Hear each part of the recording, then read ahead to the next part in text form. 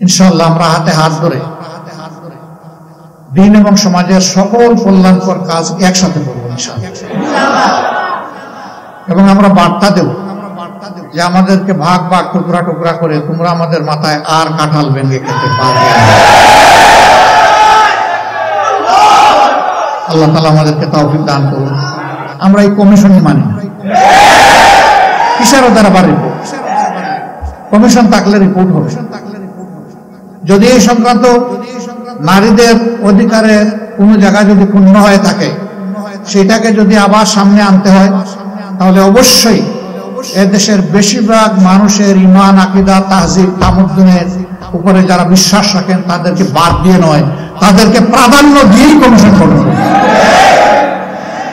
এই কমিশনে দুঃখজনকভাবে সেই রকম একজন নারীকেও রাখা হয়।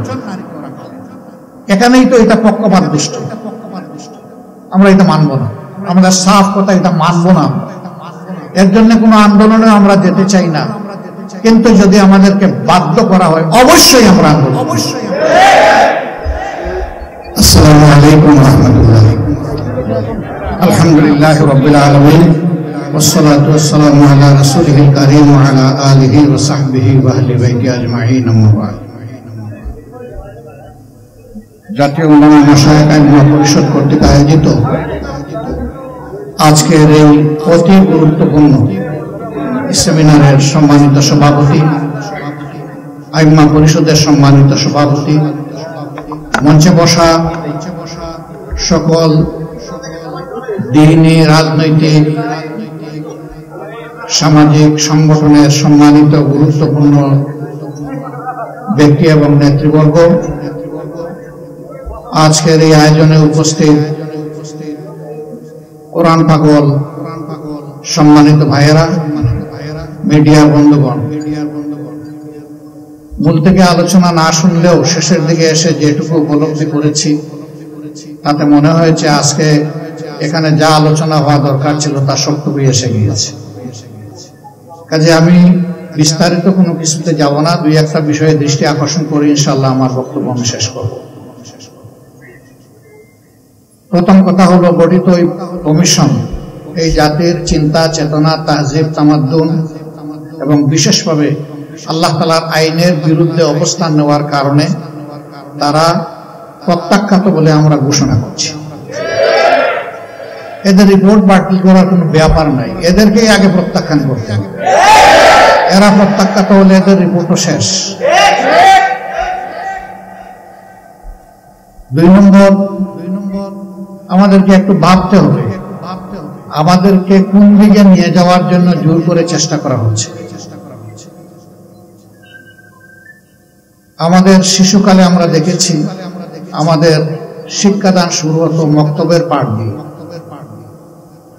সকালবেলা মক্তবে যেতাম, ওখান থেকে আসার পরে গোসল করে মা কাপড় পরিয়ে বই হাতে ধরিয়ে স্কুলে পাঠিয়ে দিত। এখন খুবই পরিকল্পিতভাবে সবাই মক্তবের এই ধারাকে শেষ করে দেওয়া হয়েছে। বাচ্চা ঘুমাচ্ছে, তাকে কাঁধে ফেলে মা স্কুলের দিকে রওনা করেছেন, ওই মক্তবে যাওয়ার ওই সময় এটাই কেড়ে নেওয়া হয়েছে। ইকরা বিসমি রাব্বিকাল্লাযী খালাক দিয়ে যে শিক্ষা মুসলমানের বাচ্চা শুরু হওয়ার কথা, সেটা অন্য কিছু দিয়ে স্কুলে গিয়ে শুরু হচ্ছে। এই জায়গাটা শেষ করে দেওয়া হয়েছে। সেই প্রজন্মেরই কিছু লোক হয়তো আজকে তারা গোটা নারী সমাজের প্রতিনিধিত্বের কথা বলে সমাজকে বিভ্রান্ত করছেন। তারা কারা? কোরআনের সংস্কারের দাবি নিয়ে আমাদের সামনে এসেছেন। আমাদের কোনো অধিকার আছে তাদেরকে এই অধিকার দেওয়ার? আমরা কে? এই কোরআন আল্লাহ তাআলা নাজিল করেছেন এবং এটার হেফাজতের দায়িত্ব আল্লাহ স্বয়ং নিজে কবুল করেছেন। কিয়ামত পর্যন্ত কেউ এখানে কোনো পরিবর্তন আনতে পারবে না। এরা এত দুঃসাহস কিভাবে দেখালো যে বাংলাদেশে কোরআনের আয়াত এরা পরিবর্তন করে ফেলবে? হ্যাঁ, নিশ্চয়ই তাদের পিছনের কোন শক্তি তাদেরকে উস্কানি দিচ্ছে।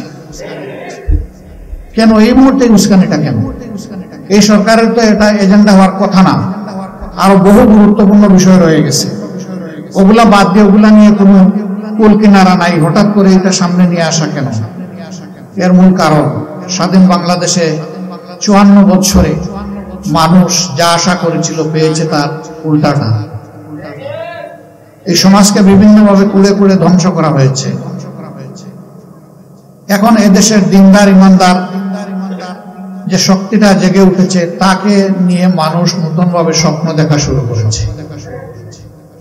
এই জায়গায় ইসলামী শক্তির মুখোমুখি আরেকটা শক্তিকে দাঁড় করিয়ে দেওয়া হয়েছে, জনগণের দৃষ্টিকে ভিন্ন দিকে প্রবাহিত করার জন্য, নিয়ে যাওয়ার জন্য। অতীতের সকল চক্রান্ত এদেশের মুসলমানরা ঐক্যবদ্ধভাবে প্রতিহত করেছেন। ইনশাআল্লাহ এই চক্রান্ত টিকবে না, এটাও ভেসে যাবে ইনশাআল্লাহ। এরা শুধু আল্লাহ তাআলার কোরআন বিরোধী প্রস্তাবনা নিয়ে আসে নাই, এরা নিজেরা স্ববিরোধীও বলে। একদিকে তাদের ভাষায় তারা নারী পুরুষের সমান অধিকার চায়, আবার তারা বলতেছে সব জায়গায় এত% কোটা নির্ধারণ করতে হবে। এটা তো স্ববিরোধী হয়ে গেল না? অধিকার যদি সমান হয় কোটার প্রশ্ন আসবে কেন? যার যার যোগ্যতা প্রমাণ করে নিজ জায়গায় চলে যাও, তাইলে তো কোটার দরকার নাই। কোটা দেওয়া হয় পিছিয়ে পড়া অংশকে তাদেরকে সুযোগ দেওয়ার জন্য। নারীরা এই দেশে পিছিয়ে পড়ে নাই। নারীরা আমাদের মা, আমাদের বোন, আমাদের কন্যা, আমাদের ইজ্জত এবং সম্মানের প্রতীক। এরা তার সব কিছু তছনছ করে দিতে চায়। পরিবারে পরিবারে এরা দাঙ্গা লাগাতে চায়। এখানে প্রস্তাবনায় ম্যারিটাল রেপ বলে একটা কথা এসেছে। রেপ তো রেপই, রেপ তো দুইটা অসৎ পুরুষ আর নারী যখন একত্রিত হয় বিবাহ বহির্ভূত পন্থায়, সেটার নাম রেপ হবে। বিবাহিত জীবনে রেপের প্রশ্ন আসলো কেন?